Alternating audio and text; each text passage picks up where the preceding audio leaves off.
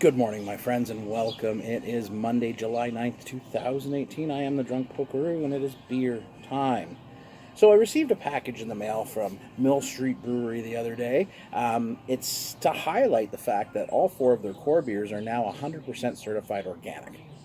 That's pretty cool. It's along the lines of Mill Street pushing, or Steamos pushing that, pure Pilsner thing. It's another hook in a market that is becoming overly saturated.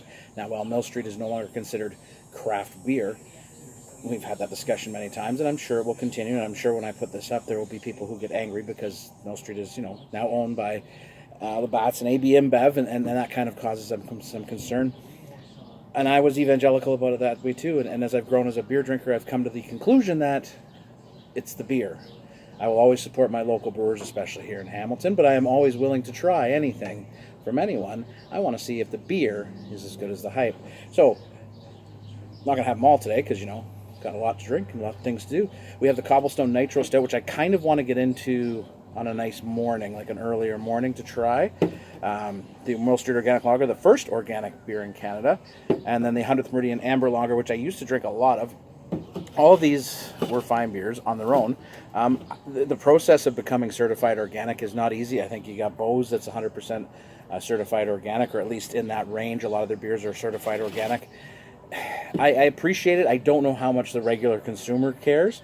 It's one of those things, right? I mean, either you do or you don't. And to me, it's always about the beer. Where it comes from is awesome. The fact that it's sustainable farming, and that they make sure that everything is sourced, and then from ingredient to packaging, everything is sustainable. That's great. That's a fantastic thing for a company to do, and it's a good hook, right? So I'm going to try the Tankhouse Organic Ale, new label. Again, a beer I drank a lot of back in the beginning. I haven't drank it in a while, mostly because, again, I tend to stick to smaller craft brewers, and that's sort of what I do. But I am always grateful to try anything anybody sends me, and hey, man, beer's beer. So let's have a nice beer. So again, that copper color, nice off-white head.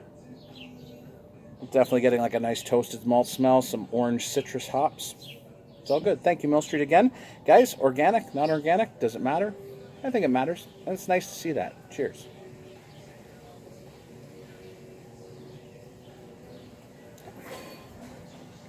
Exactly as I remembered it.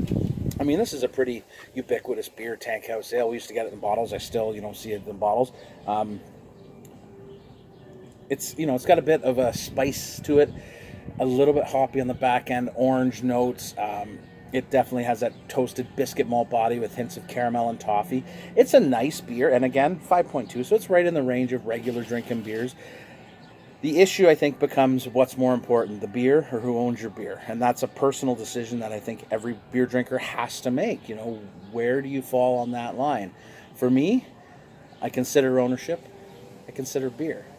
I consider myself lucky to be alive during this period of time in Ontario, because the amount of beer we have is ridiculous. So to stand out in the market, to try and show that, they're trying to do things a little bit differently, good on you, Mill Street. Thanks again for the beer. I'll be sure to share with Mrs. Polk some of these beers, but I'm going to go enjoy this now. I think it's time for a swim because we're hitting noon and that sun is almost directly above. Cheers, my friends. Enjoy your Monday.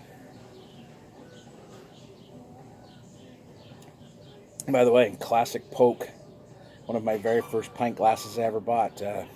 Happy to share it with you. Have a good day.